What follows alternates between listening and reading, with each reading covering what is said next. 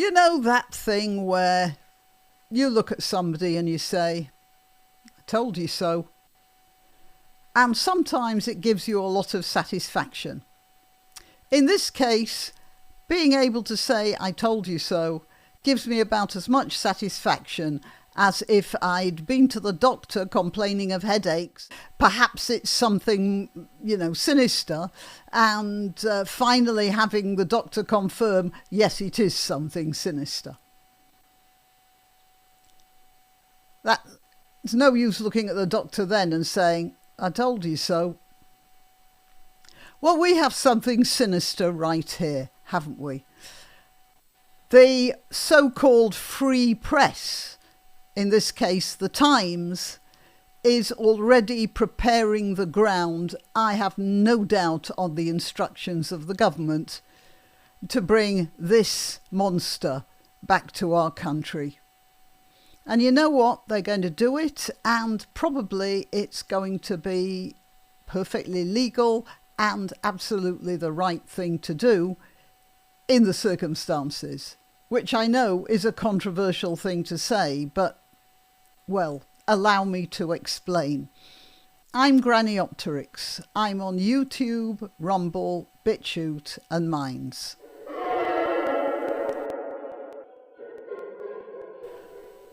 All right, so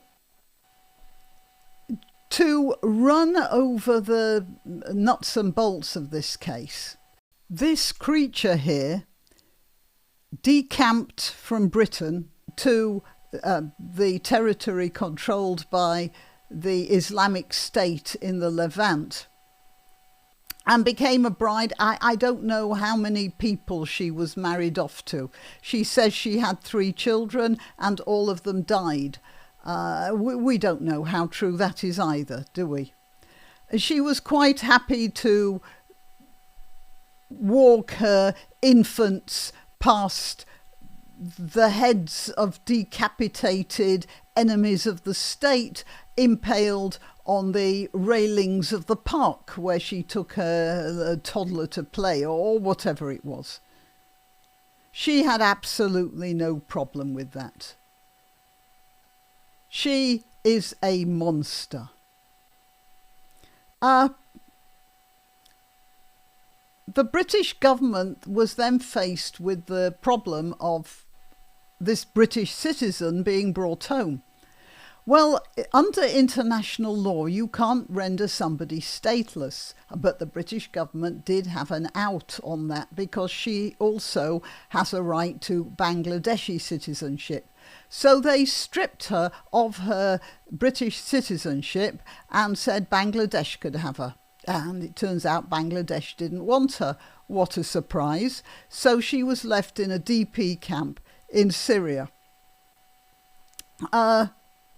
My argument over the case was that she's a manipulative, cold-hearted, evil traitor. The problem is she is our manipulative, evil, cold-hearted traitor. She is British. She was brought up in this country.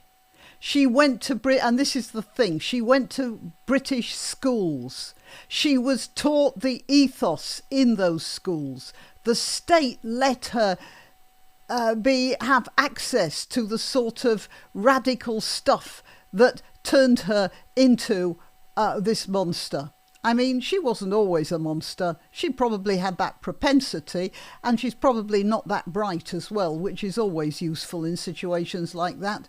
But Britain allowed her to become that way, and she was a British citizen. So I reckoned we were responsible for her. And in any case, we know that thousands of jihadis are already back in this country. They came quietly. They didn't have television interviews. They just sort of filtered through. Some of them on these boats that we send the Lifeboat Association to go out and rescue. We have thousands of these criminals, these monsters. Just think of that guy who tried to, he threw acid in the face of some woman he knew and picked up one of her children, and a 5-year-old or a 3-year-old lifted the baby up over his head and dashed it down on the pavement and then picked it up and did it again. That's a monster. He was here in this country perfectly legally.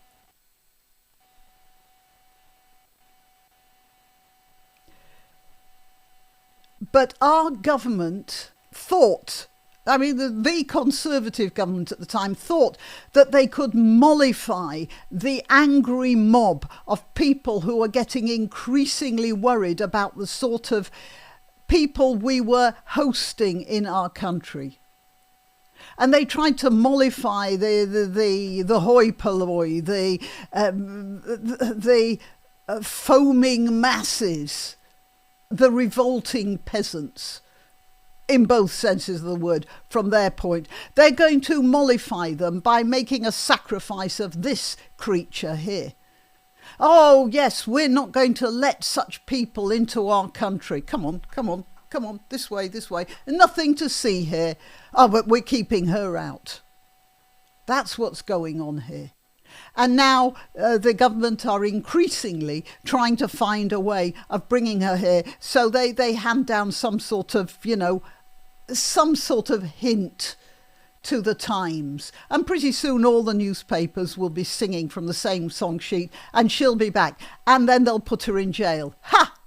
How long will she be in there? We have, in the entire country, I have heard, 100 spare jail places. 100 for a country of 60 million or more, depending on how you count those migrants who are filling our hotels and unused barracks right now. Yeah, I made a video about 3 weeks ago when the Syrian thing started blowing up. I said, you watch out. Shamima Begum is coming home. You could look it up. I said that before anyone else said it. It was blindingly obvious. But I'm quite taken in admiration by the way the government is starting to change public perception. They're not going to change public perception. The public won't like it, but she's coming home anyway. And then they'll say she's in jail. And then she'll disappear into the system. In a little while, when everybody's forgotten, she'll be out again. She's a monster. Unfortunately, this government are going to say, and probably with legal justification, that she's a British citizen. She should never have had that citizenship stripped from her, and she should come back. That's how they're going to argue it. The fact is that we allowed her to become like this. We're allowing all of them, the Rotherham so-called grooming gangs, which I actually call slaving gangs. We're allowing this. Those migrants coming in, we're allowing this. We are allowing this. We elected a government, well, I didn't, but you know what I mean, who will allow this. A government that doesn't know what it's doing, so it makes things worse. The country is a mess, and the problem is not that it's a mess. There are many countries that are messes. We are not acknowledging it. That's what's going on. And if any politician does acknowledge it, they get pilloried by all sorts of people, including newspapers like the Times here, but even ordinary people. The sort of person like Tommy Robinson gets thrown into a black hole, and the government hopes will never be heard from again. And that's the problem. Now, you can't make an argument for keeping her out when we're letting all these other monsters in. I'm sorry. I don't like it.